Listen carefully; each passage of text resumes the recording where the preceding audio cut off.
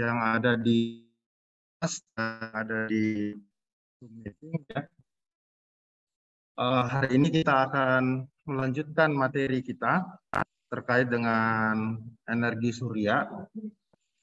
Di mana hari ini bagian kedua ya. Kalau mengacu kepada jadwal, hari ini kita belajar khusus tentang analisis potensi ya, dengan identifikasi dan perhitungan potensi ya.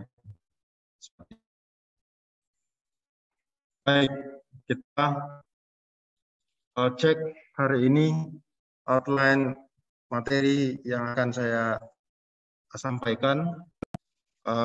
Sekilas tentang teknologi sel surya, karena bagian yang tidak akan pada bagian pertama ya kita, kemudian durasi, kita identifikasi lokasi, beberapa alat ukur yang diperlukan ya, kemudian ada pengolahan dan analisis data ya, kira-kira seperti itu. Nah, berikutnya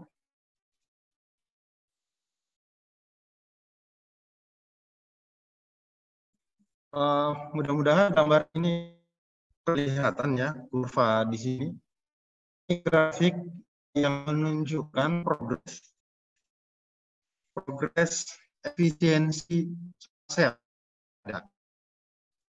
di berbagai pabrik atau dari berbagai laboratorium yang ada di dunia ini yang dilaporkan ya, kemudian dibuatkan grafik seperti ini. Jadi sampai sekitar tahun 2020 di sekarang ini, solar cell, ini kita solar cell ya, solar cell yang berhasil dibuat penelitian yang ada ini, kita bisa lihat yang paling tinggi itu adalah diproduksi oleh NREL, kemudian dengan efisiensi yang paling tinggi sekitar 47%, sangat tinggi efisiensinya. Ini tentu belum ada pasaran ya. Jadi kalau mau beli panelnya yang ini di teman saya dari laboratorium. Kita menunggu kapan solar cell atau solar panel memiliki efisiensi yang tinggi itu ada di pasaran atau diproduksi secara massal. Videonya saya matikan aja ya. Nanti saat ada diskusi baru saya off-kan gitu. Ya, saya lanjutkan. Ini grafik yang menunjukkan efisiensi sel surya yang diteliti di beberapa lembaga atau perusahaan atau bahkan laboratorium ya.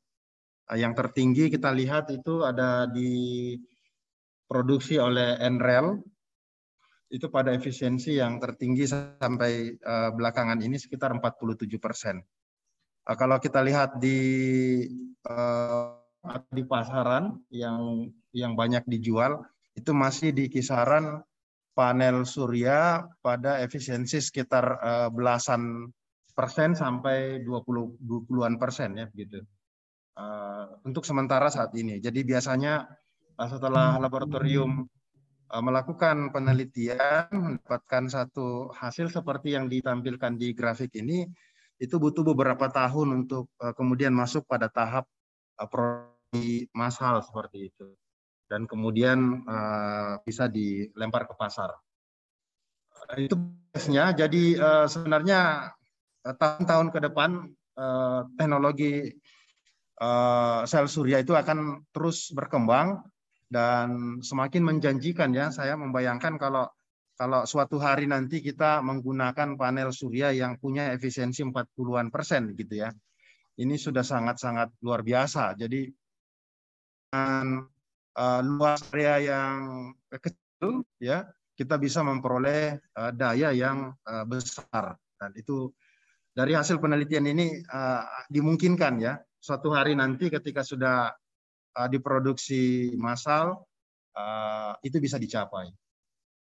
Nah, secara sederhananya paling banyak yang mendominasi modul surya yang ada saat ini itu ada dari 3 jenis ini.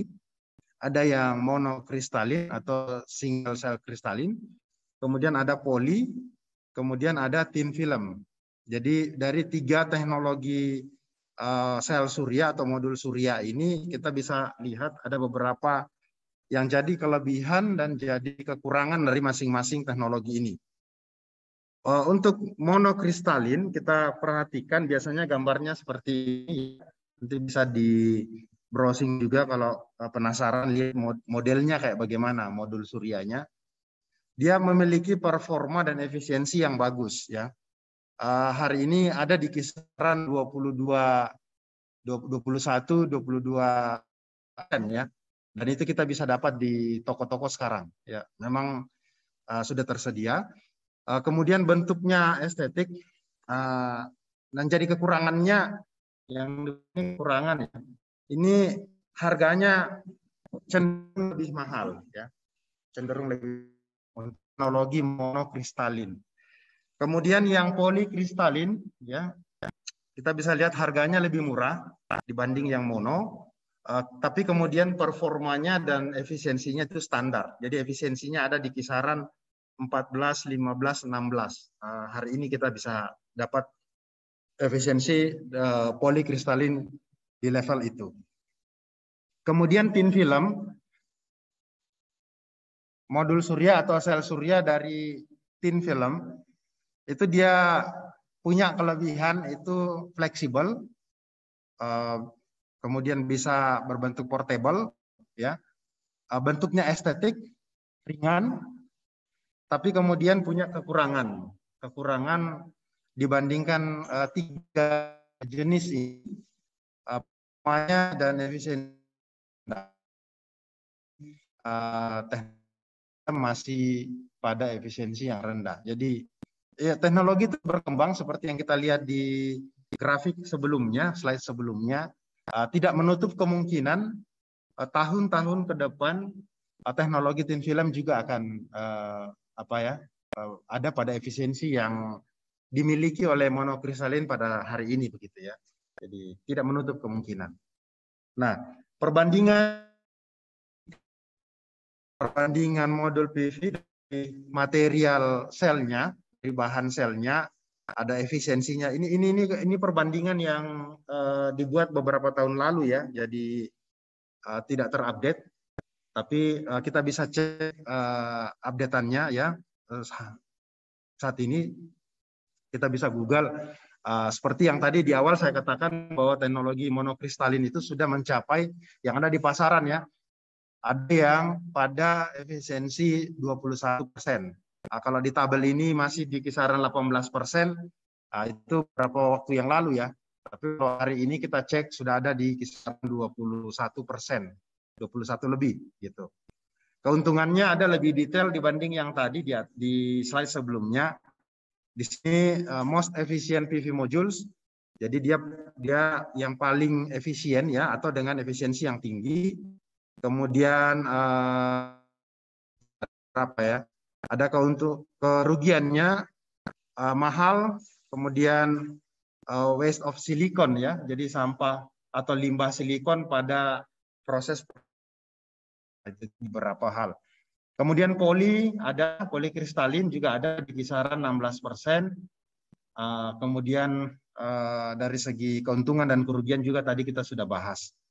Kemudian ada micromorph tandem. Jadi ini modelnya multi junction kayak begitu.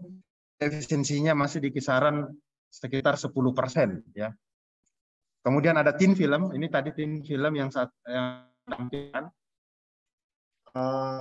Masih di kisaran 10-12%. Jadi memang masih rendah efisiensinya ya. Kemudian ada thin film menggunakan bahan kadmium telluride. Ini CDTE ini juga masih rendah. Kemudian yang fosilikon juga masih rendah. Kira-kira beberapa kekurangan dan kerugiannya ya masing-masing. Jadi peneliti terus bagaimana mengembangkan